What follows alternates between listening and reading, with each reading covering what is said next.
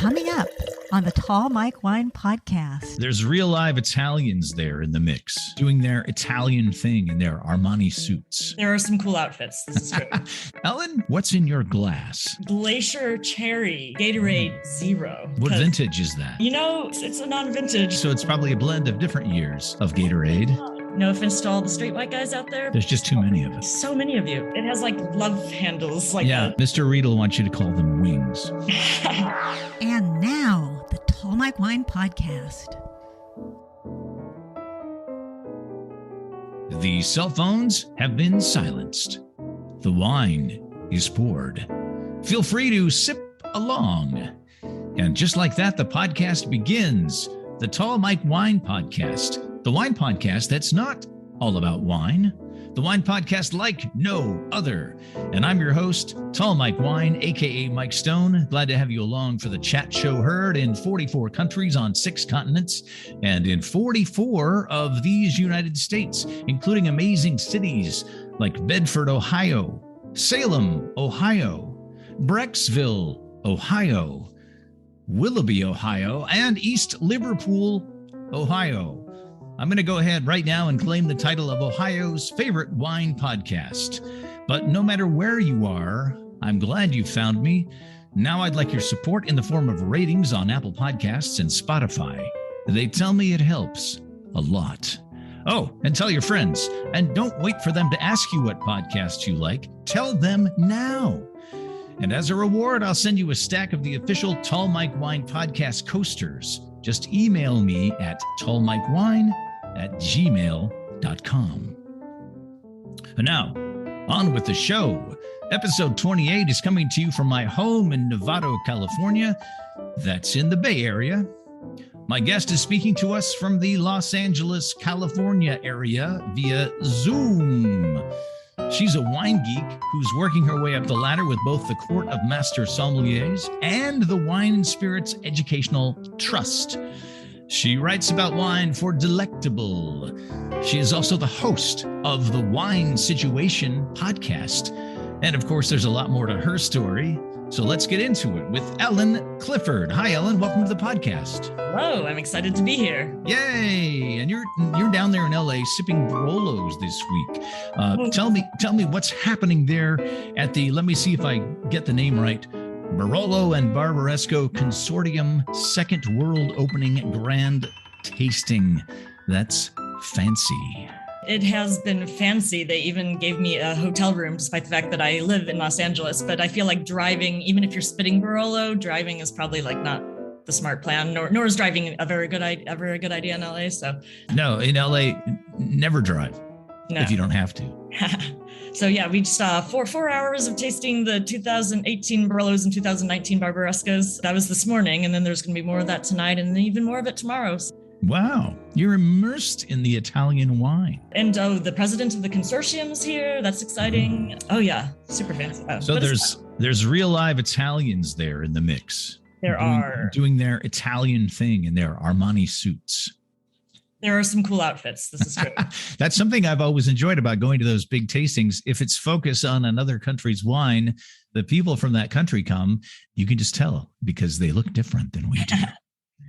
Is that one of your favorites, Barolo? Give us some fun, geeky facts about Barolo.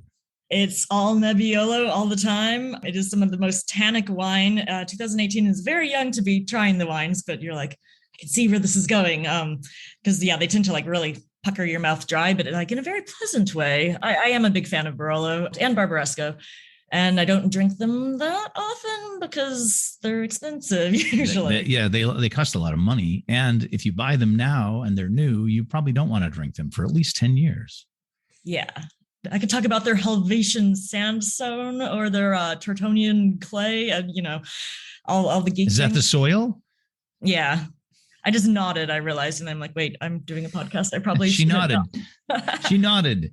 That's very scholarly, talking about soil, spoken like a true wine geek. Let's talk about your studies. There are 2 main organizations that hand out titles to wine people. One is the more well-known Court of Master Sommeliers, known far and wide now because of the movies. And there's also the WSET, the Wine and Spirits Educational Trust. Most people I know choose to go up the ladder in one or the other, but you are doing both.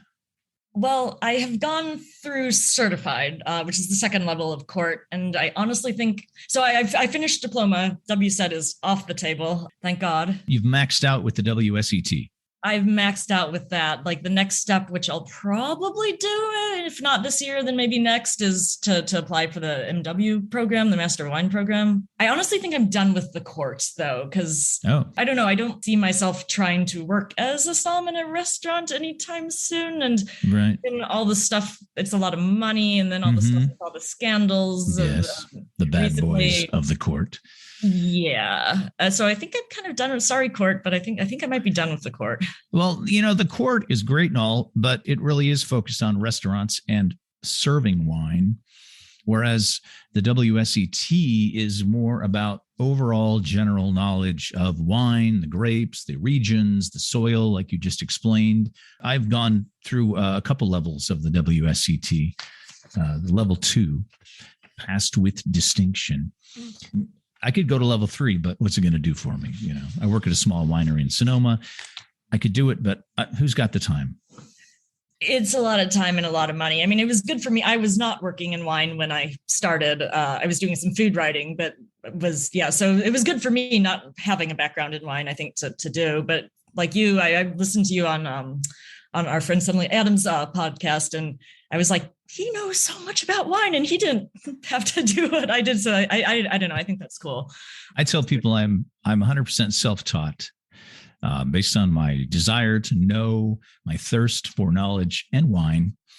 And I haven't, up until I started studying for the level 2, I said, I've never taken a wine class. I've taught wine classes, but I've never taken one. Now, of course, I've taken some because I did the level 2 thing, but I don't think I need to do anymore really for my stage in life and what I am achieving and want to achieve. I think I'm good with my level 2, but it's fun to have. It's fun to have the little lapel pin.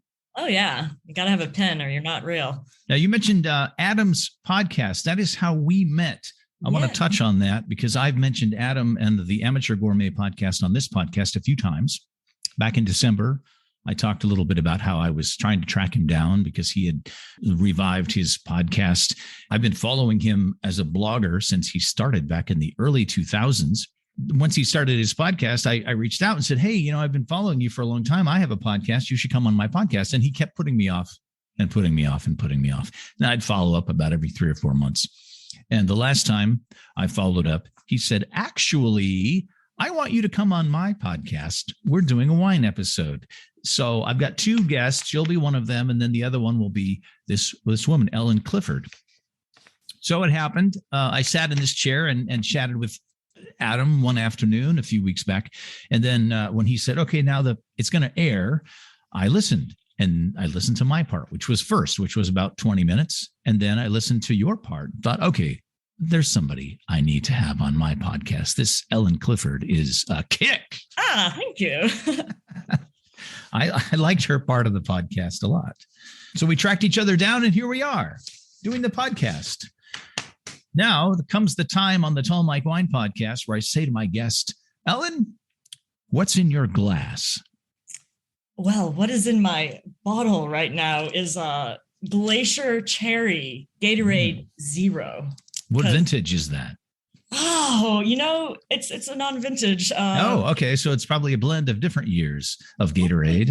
Yeah, it's water from who knows. But yeah, that is what one drinks when one has spent 4 hours tasting Barolo and is going to have another few in the evenings. You're recharging. Yes, exactly. You're hydrating and you're getting your electrolytes, and that is a very smart thing to do. But that's awesome that you have a hotel room. It's a nice perk, yeah. I'd imagine after tonight's tasting, you're probably just going to crash.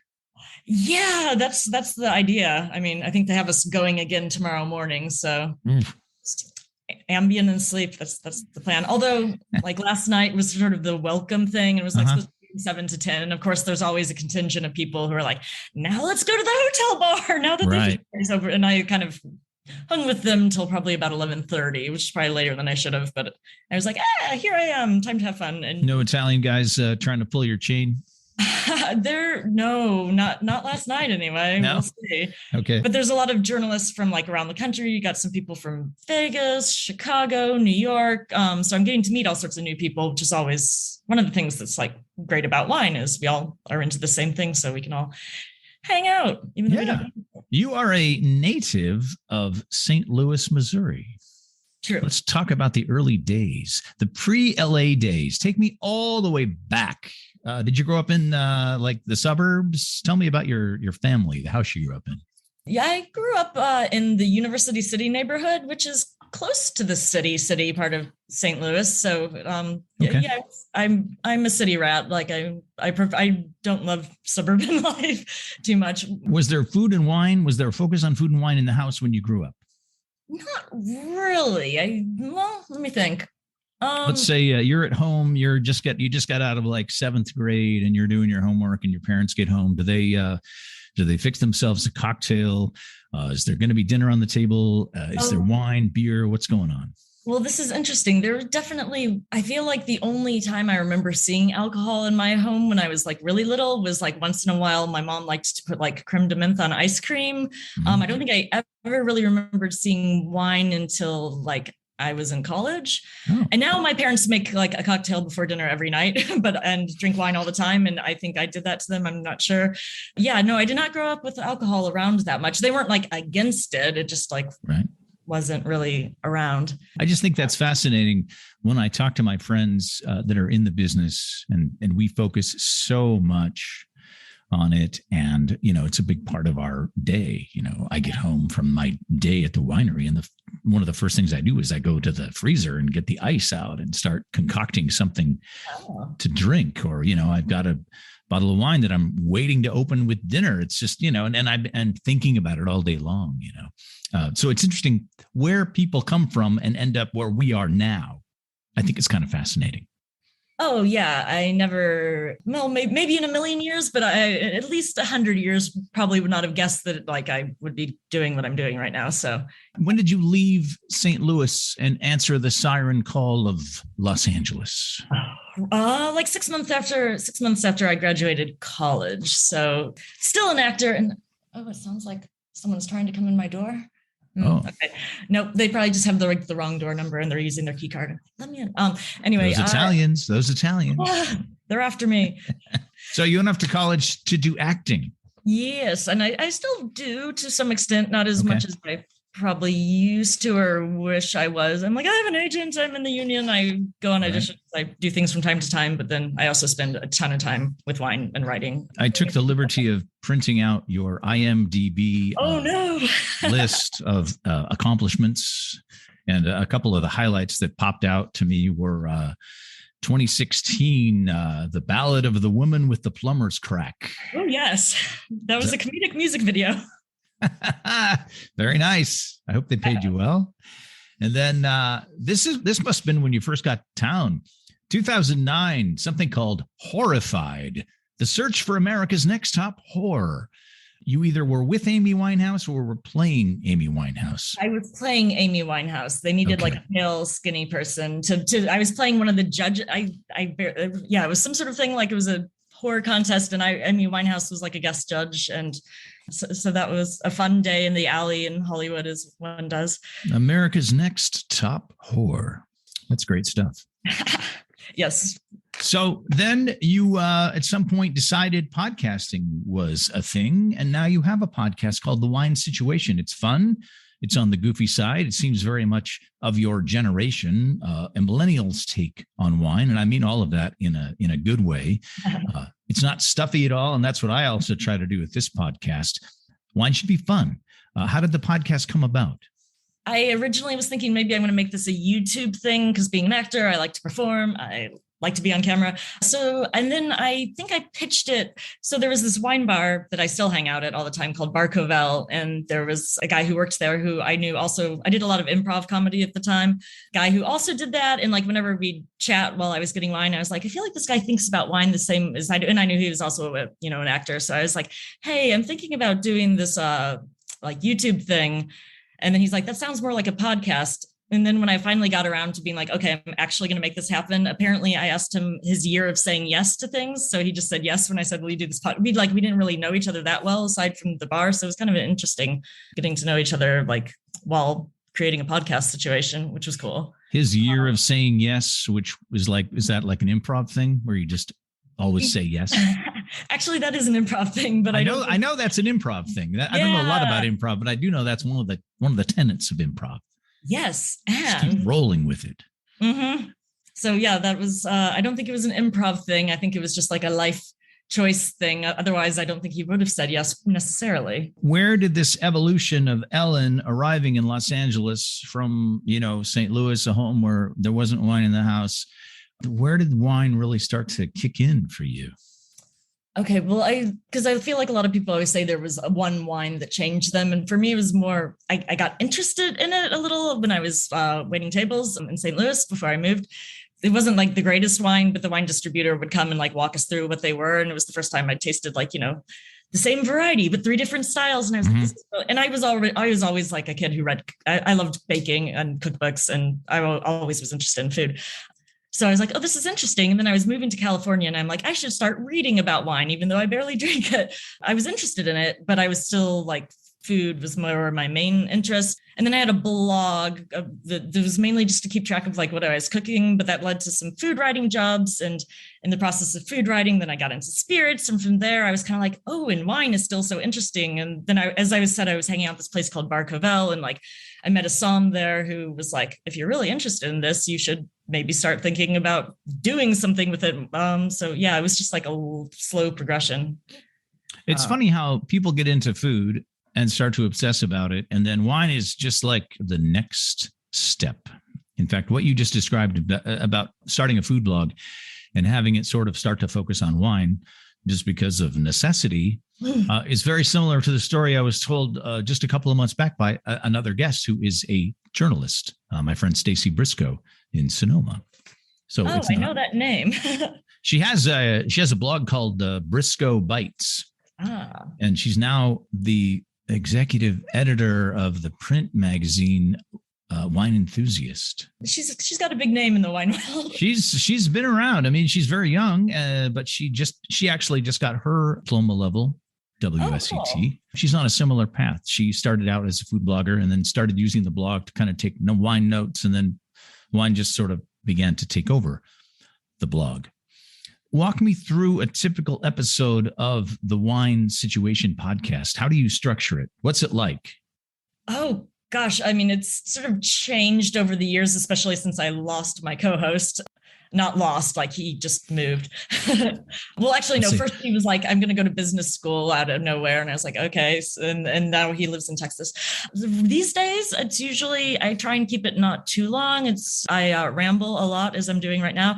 Lots of tangents. I usually have a few segments. Like I'll sometimes do a segment on like an interesting soil, or like a wine book or a movie with wine in it, or I'm like, what are all my segments? And then I'm usually tasting a wine. I've been trying to focus on wines by women and people of color in the last couple of years.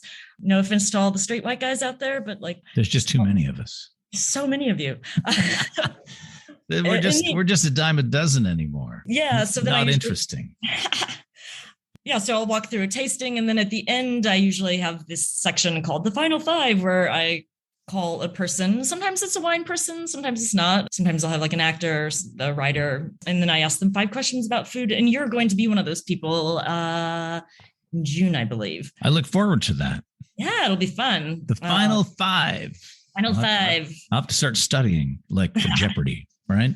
Fortunately, it's not trivia. It's just like, what do you like? What are you eating? What are you drinking? Yeah. Okay. So you'll ask me a question and I'll ramble for a little while. Exactly. Okay. So it's the Wine Situation podcast, and it's available wherever podcasts are found. I believe so. Excellent. I'm excited about hearing more of it. I listened to a couple of episodes and I liked it a lot. Well, thank you. Now it's come to the time on the podcast where Mike talks about what's in his glass. I literally was about to ask you that because you were swirling it. I'm swirling it in have you seen these glasses before? Those are I have, and they're interesting. Do you think they're as good as people are saying they are for aromatics and whatnot? I think there's a lot of hype about these glasses, and I've talked about it on the podcast a couple of times. These are the Riedel Wine Wings glasses. They're very, very wide. This is the Cabernet glass, so it's the biggest one, and it's and if you can't really see here, but it's flat on the bottom. So it's wide and flat on the bottom. So this gives you a lot of surface area that the wine is touching in the glass. So I think for aromatics, it's pretty amazing. But, I'm an aesthetics guy, and I find this wine glass to be a little clunky. It's a little bit out of balance. Up with, it has love handles, the bottom. It's got this little dent, and then Mr. Riedel wants you to call them wings. But the thing is, it's very wide, and this top part, the part that holds the wine, the bowl, is so big and heavy that when you hold it, it's actually sort of weights it down. If it didn't have a base on it, this wine glass would be very top heavy. I find the design to be a little bit flawed, actually, but I spent the money to buy the glasses, so I use them. And I like to tell people one of the only criteria I have for wine glasses is that it not leak. And this glass does not leak. It holds wine. And the wine that's in the glass, I knew you were doing Italians. So I opened a bottle of Italian wine. The wine I have is a Super Tuscan. From 2013, the winery is in the southern end of the Chianti Classico region. It's a winery called Tenuta di Arceno. And the wine is like a lot of Super Tuscans, it has the Bordeaux varietals in it. But unlike a lot of Super Tuscans, it has no Sangiovese in it. This is just a straight up Bordeaux blend. It's 74% Merlot, 13% Cabernet Franc, 12% Cab Sauv, and 1% Petit Verdot.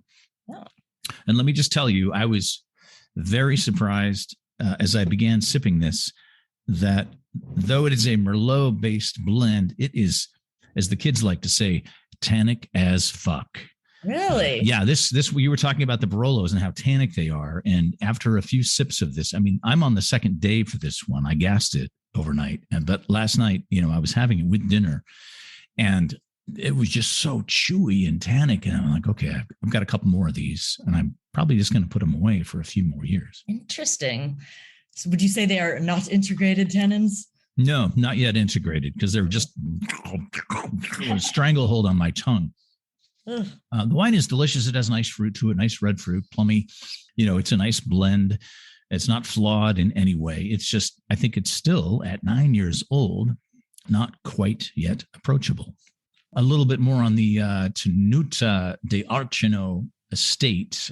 It's situated in the southernmost edge of Chianti Classico, near the fork of the Ambra and the Ombrone rivers. And formerly, this is one of the things I love about wine, is there's so much history. Formerly the nexus of the Etruscan civilization, and the name Arceno comes from the Etruscan word arche, meaning point of origin.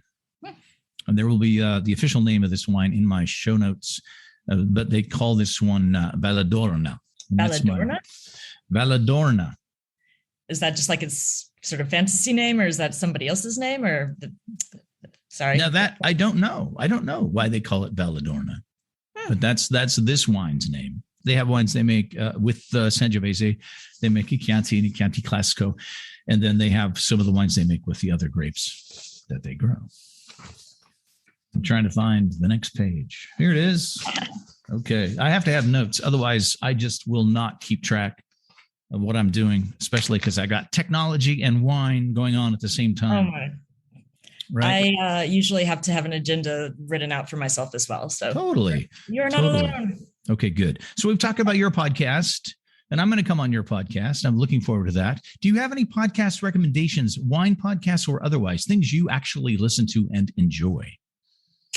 Oh, what do I listen to and enjoy? Well, actually, I really am. I get very excited every Wednesday for Adam's podcast. I'm a fan of it. The Amateur Gourmet. There's one new one. I'm just like opening up my podcast here. I'm like, what do I listen to? There's one I started listening to recently called Green Eggs and Dan, where he has someone send him a picture of, usually it's like a famous person or an actor or something, a picture of the refrigerator. And that sort of is like the starting point for the conversation. It's a picture of the front of the refrigerator or inside the refrigerator? Inside the refrigerator, yeah. Oh, okay. So Green Eggs and Dan, is it hosted by a guy named Dan? Yes. Okay. Dana Doot, I believe is his name. So he talks to people about what's in the refrigerator. Yeah. I like that concept. That's kind of fun. It's good. It's good. I hadn't thought of that. It is. Yeah, I know he's done it already. You'll have to do the freezer or something. Let's see. I listened to What the Fuck, the Mark Farron. Am I allowed to curse? The Mark Farron podcast? WTF. Yes, a big fan. That was probably the first podcast I started listening to. I'm also quite a fan of his, although a lot of the times now I think he's interviewing lots and lots and lots of people that are promoting whatever they're promoting. And it's like, okay, I don't even know who that is. But he does get deep down with people. And if it's somebody you are interested in, you will find out a lot about them. And it's a great listen. And he is always, talking about his cats. I'm a cat person. So I'm sometimes just enjoy the intro. That's just him like saying what's up in Mark Maron's life. So yeah, big fan of that one. Mm-hmm. Interpreting Wine. I don't listen to that one as often, but it's very educational. Now, I'm aware of that one, Interpreting Wine, because I'm aware of a lot of different wine podcasts. What do you have favorites? Not too many wine podcasts. That's one of the reasons I started my own wine podcast, is I like to explain to people at the winery when I tell them about my podcast. I say, it was that moment when everybody around you went from never ever saying the word podcast to one day when everybody you knew was telling you about the podcast they listened to, including my girlfriend. And I was like, what's a podcast? And she said, oh, there are these little radio shows you get on your telephone. And I said, I don't have any on my phone. She said, no, you have to have an app. And I said, well, I don't know what I would listen to. I mean, I listen to NPR and I've got this little jazz station I like to listen to. And that's pretty much what I listen to in the car. And she said, well, there's probably a few wine podcasts you could listen to. And I'm like, oh, wine podcasts. What a great idea. I'd love to listen to some wine podcasts. And then I started sampling wine podcasts and I was immediately like, who are these people? I don't want to drink wine with any of them because, be honest, a lot of the wine podcasts are pretty dry. Dry, very dry. Pretty stiff. Drier than the Barolo. Yeah, exactly. So then a friend of mine suggested I start my own, and then I had to figure out the technology, which actually is not that difficult. It's pretty easy. It is, and you have the easy. voice for it. So, and I tell other people that if they want to start their own podcast, I can probably produce it for them because I now know the technology, and I have this great microphone, so I'm ready. Wait, so I have to ask, did you always have such you have a great voice that makes listening to you very interesting and you play with your levels and it's like listening to music. Did you always were people always like, we need to listen to him talk, or was that something? So I grew up in the 1970s in Seattle, Washington, and there was a really hot radio scene there. Lots of personalities, lots of great music. And I grew up idolizing those guys on the radio. And then I eventually went to school and became one of those guys on the radio. And I did that for 15 years. And working with your voice as your instrument every single day helps you develop your abilities to do things with it, which is now what I'm doing. And then I took a break from radio starting in the late 90s because it wasn't fun anymore. And podcasting brought me back behind the microphone. I do love it. I like the storytelling aspect of it. And I do like using my voice to get people excited or put people to sleep or whatever, whatever happens. Nice. We started touching on your transition into wine, and you said, people always talk about their gateway wine, the wine that changed everything for them. And I don't think we got that from you. And maybe there is one or there isn't one. There really isn't, I'm afraid. Okay. There was a gateway sparkling. I was never a big sparkling wine person. I just had never had one that made me be like, yay, I'm going to choose the sparkling wine of all the types of wine, until I tasted the really fancy champagnes. And that was when I tasted the Boulanger, their Le Grand Année, the top ones. I was like, Tête de Cuvée. Tête de Cuvée is when I tasted the Tête de Cuvée. I was like, okay, I see you, champagne. Yes. So I had gateway champagne, but I can't name one specific wine that made me get gaga about it. Yeah. That's okay. I mean, there was probably a lot going on at the time, and you just all of a sudden woke up one day and said, I'm a wine geek. How did this happen? right? Yeah. I still look around. I probably still have imposter syndrome when they. Oh God, yes. When we sat down for the Barolo tasting this morning, there's literally 200 and something bottles of Barolo on the edge of the room. And they have these sheets. They're like, oh, and we want you to rate the vintage. Right. And I'm like, I am not. And they're like, and this will go to all our, critics scores. And I'm like, I'm not qualified for this. And like started tasting them. And I was like, how do I write it? And I, like all of a sudden it was like, I don't know anything. What am I doing? So yeah, you forgot everything. Forgot everything. I when you mentioned imposter syndrome, and I kind of feel that same way.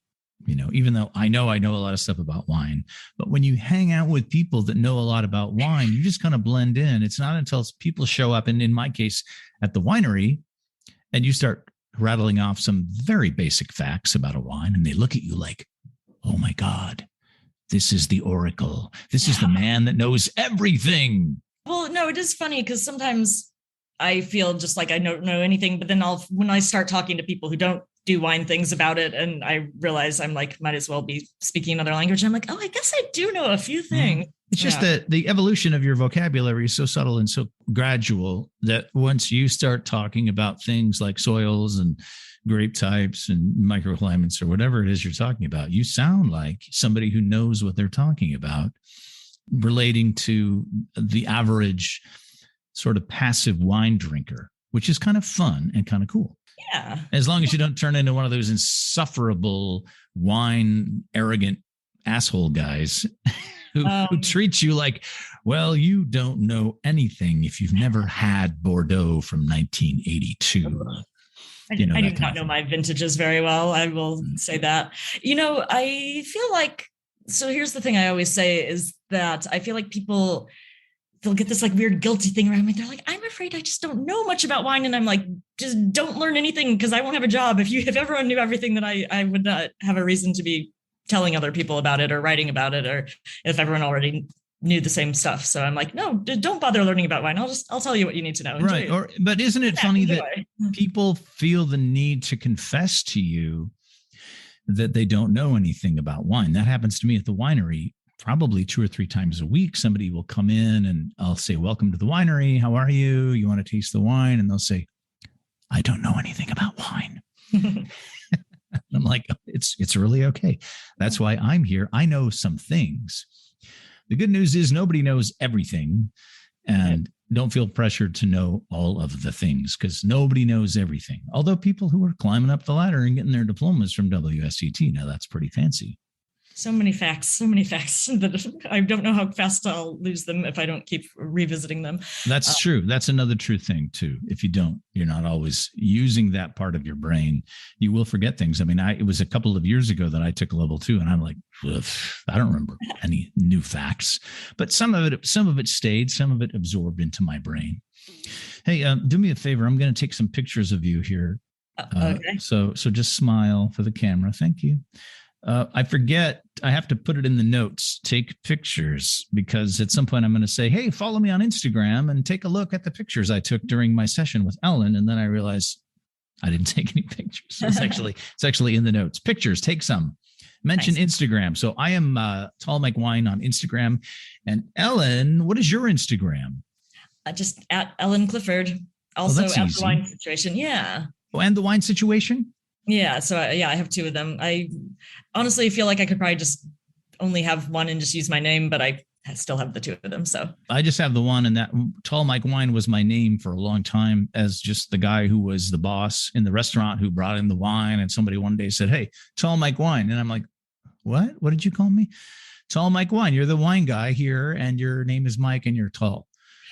And I was going to ask if it was like one of those like things where maybe you're actually 4 feet tall, like they call like the heavy guys, like no, like tiny. They call the big guy tiny. Right.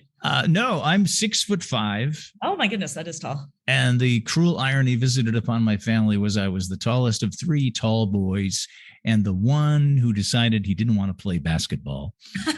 So I was all a middle child.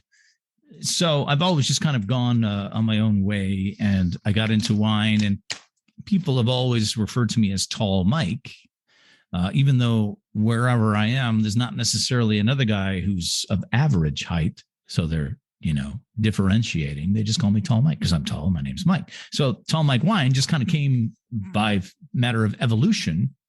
And then it became my email address. And then when the podcast came around, it was like, well, I guess that's what I'll call the podcast, the Tall Mike Wine Podcast. Ellen, do you have any wine heroes that you would like to meet one day? Maybe have them as a guest on the Wine Situation, or from other realms, writers, actors, people you admire? Wine heroes. Yeah. Gosh. Or other heroes, Well, I feel like there have been people who I'm just like, couldn't believe I got on my podcast, like Victoria James. I was like, she was willing to do a phone call. She's a writer. I feel like a lot of the people I met in terms of like wine writers, I'm like every single person I met at the Wine Writers Symposium in 2019. I've had quite a few of them on, but like just for kicks, I wonder how it would be to have Karen McNeil. She's quite a character in her own way. So she's the one for listeners who wrote the Wine Bible, which is the Wine Bible. She wrote the Bible. That's she wrote something. The Bible. I mean, to have the confidence to write a book and call it the Bible. Yeah. That's chutzpah is what that is. Yeah. Purple Pages, Jancis Robinson. Yeah, she's somebody. Any winemaker whose wine I've ever enjoyed, I would probably want to have. Okay. So you don't have anybody you really are like really into. Is that bad? No, it's totally fine. That's a natural answer to the question, really. Okay. I mean, I'm sure I'm going to like 10 minutes later after we finish, I'm going to be like, oh, that person. Mm-hmm. Call me up and we'll fire up the Zoom again. I'll just edit it in. Oh, perfect. I'm pretty good at this editing thing now. Nice. Is there anything whatsoever? So is there anything we don't know about you that would surprise us? That's my last question. Oh, that's also a good question because I'm an oversharer. Let's see. People, the fun facts, which anyone who saw my business card might realize, is that I've worked as a contortionist before. That's a fun fact. Hey now. Getting older, so I can't do my best tricks anymore without them hurting. So I bet the next day is hard. Everything was going great until I was doing a Nintendo commercial and I was like, I can do this one thing. It's called the pagoda. I was like, I can do it like 5 times, guys. Okay. And then of course they're like, oh, we need just one more take. I said no. And then I gave myself sciatica. Yay. Oh, jeez. Nintendo, not worth it. And it was when I wasn't even union yet. So I didn't even make that much money. Oh no. But you were on the commercial? Yeah, it was like an online commercial. This was so long ago. I'm like, I don't even know if I could find it these days, but I'll bet it's on YouTube somewhere. Probably on YouTube somewhere.